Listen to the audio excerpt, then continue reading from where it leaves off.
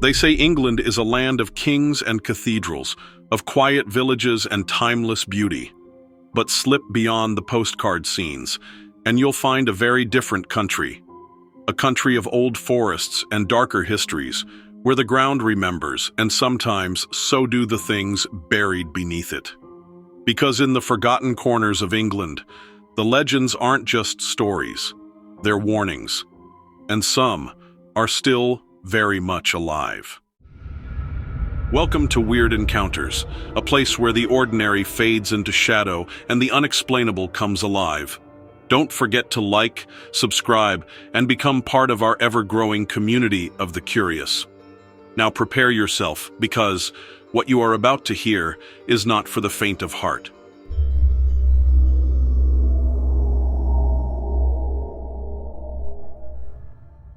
It started like most bad ideas do, with two mates and a weekend plan. We took a little camping trip out at Cannock, Staffordshire, just for a laugh, nothing serious. Or at least, that's what we thought.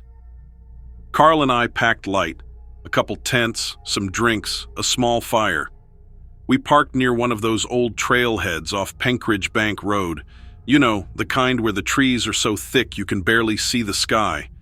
It's all charming during the day. But when the sun drops, it's like stepping into another world, the kind that doesn't want you there. We set up camp just off the trail. I kept feeling, I don't know, wrong, like the woods were watching. Ever feel that? Like you're not alone, even when you know you should be? Anyway, around midnight, Carl goes off to take care of something. Leaves me sitting there by the fire. I'm poking at the coals, trying not to think about how quiet it's gotten. I mean, dead quiet. Then I hear it. This low grunt. Off in the dark. I thought maybe it's a wild boar. You hear about those around Cannock Chase, right? I grabbed the torch, pointed it into the trees, and that's when I saw it. At first, I thought it was Carl, hunched over. But then it stood up. Straight up. And it wasn't Carl. No way.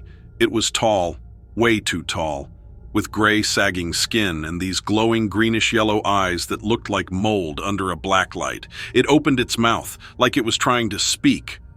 But all that came out was this croaking, broken sound, like something dying slow.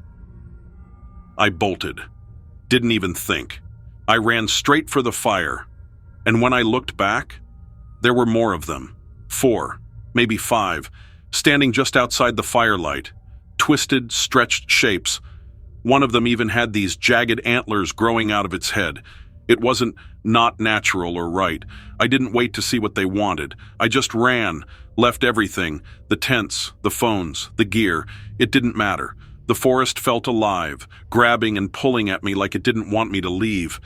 Somehow, I don't know how, but I made it back to the car and I tore out of there like a bat out of hell. Carl never came back. The police said he got lost. Called it an accident and they found one of his shoes 2 miles away near Sherbrooke Valley. I was extremely worried for him. But luckily Carl was found. Shaken up but safe. I know what I saw. Afterwards, I started to do some digging. Turns out the locals have been talking about this for centuries. They call it the green-eyed man. Some say it's a spirit, others say it's something much older. Something that was never human to begin with. Now, some nights, when the house is quiet, I still hear it. That low, croaking sound. And when I do, I turn every light on in the house, every single one. If you ever find yourself near Cannock Chase after dark, don't stop, don't look, and for God's sake, don't listen. Old places. They hold old secrets. Some whisper from the shadows. Others come when you dare to call. And sometimes, they refuse to let you go. In our next story, a couple shares their chilling experience deep within England's infamous Clapham woods, a place where a simple outing spiraled into a desperate fight for survival against something unnatural and unforgiving.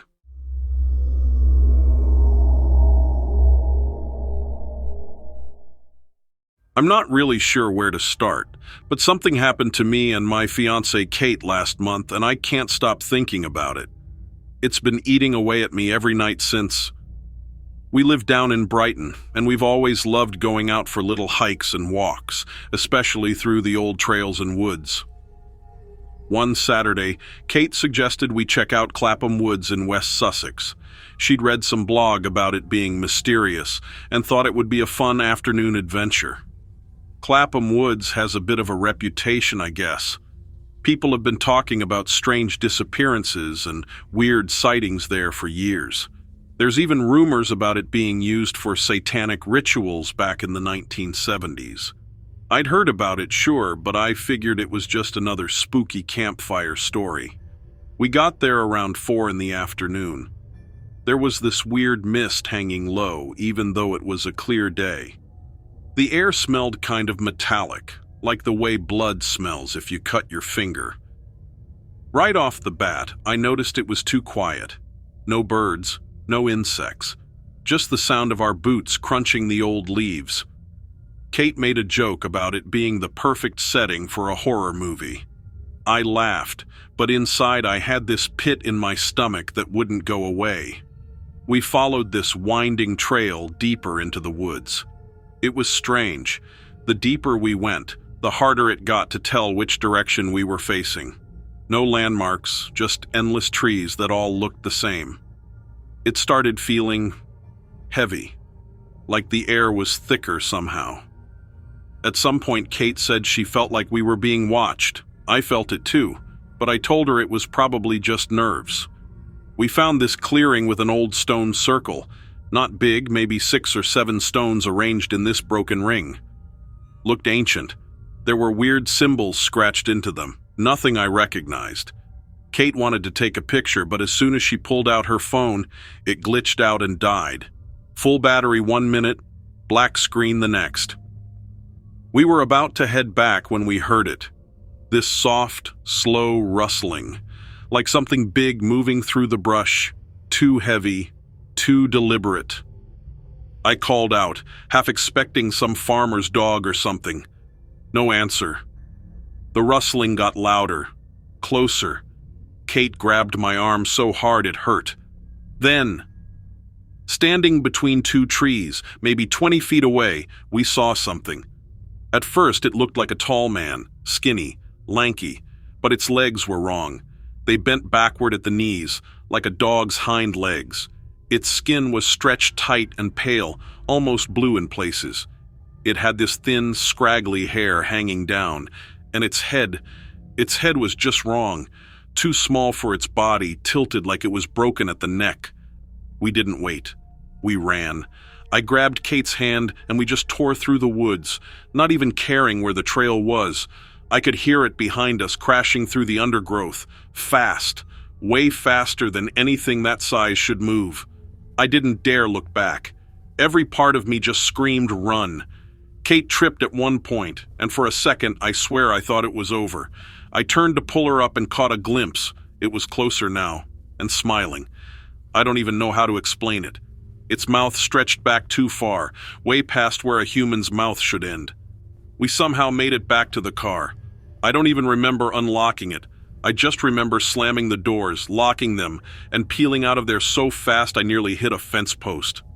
As we sped off, Kate looked back and said it was still standing there at the edge of the trees, just watching us leave, almost like it was letting us go.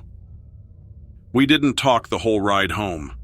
I think we were both too afraid if we said it out loud, it would make it more real. Later, I found out something that made my blood run cold. Locals have whispered about things in Clapham Woods for decades. They talk about shadow men, skinwalkers, even ancient spirits guarding the land. But there's also talk, quiet talk, about sacrifices. I don't know what we saw. I just know we got lucky. It let us leave. And if you're ever near Clapham Woods, don't go off the trail. Better yet, don't go at all. Sometimes the woods don't want you there, but sometimes they let you in anyway. And if you're lucky, only if you're lucky, they let you leave. Now, let me tell you a story from a man that recently wrote in. It seems some things hide secrets in their shadows. It also seems that some secrets were buried for very good reasons.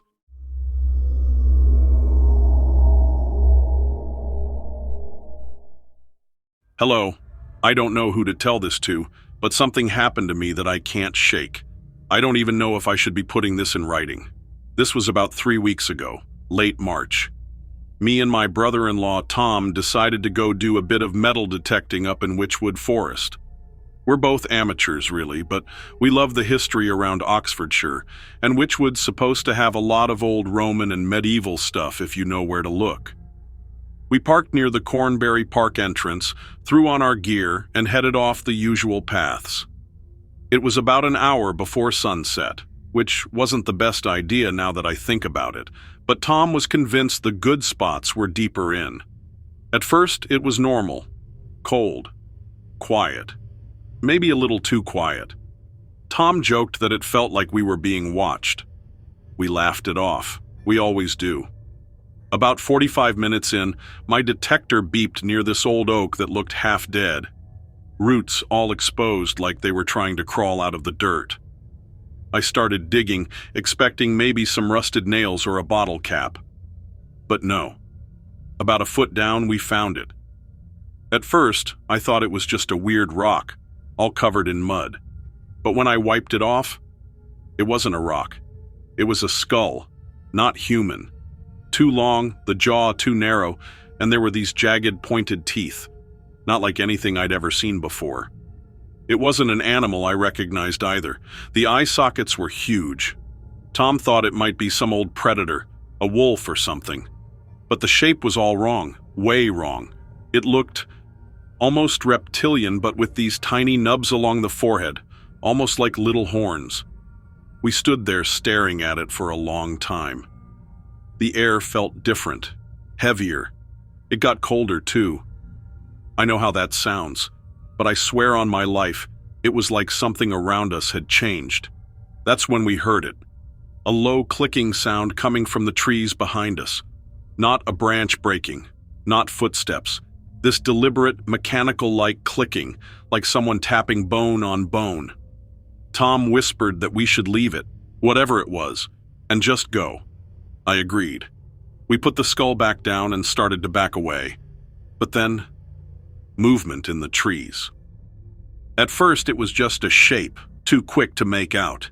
Then another, 3, maybe 4 of them, darting just out of sight between the trees.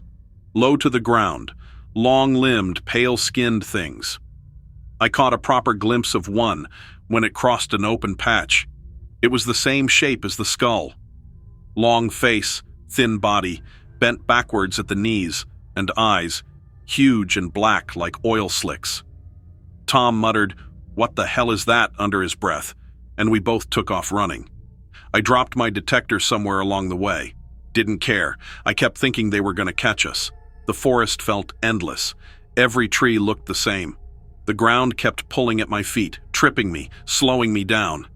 At one point, I swear I felt something graze the back of my jacket, like fingers barely missing me.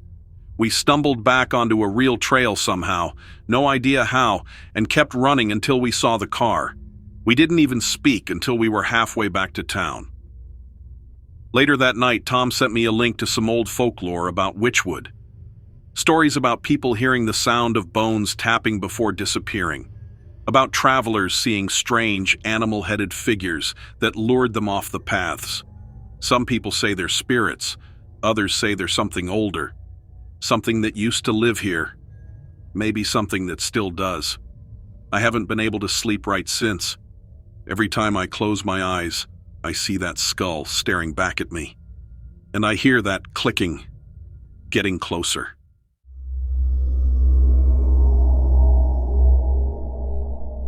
Some things buried in the woods are meant to stay that way, because when you disturb what's been forgotten, sometimes it comes looking for you.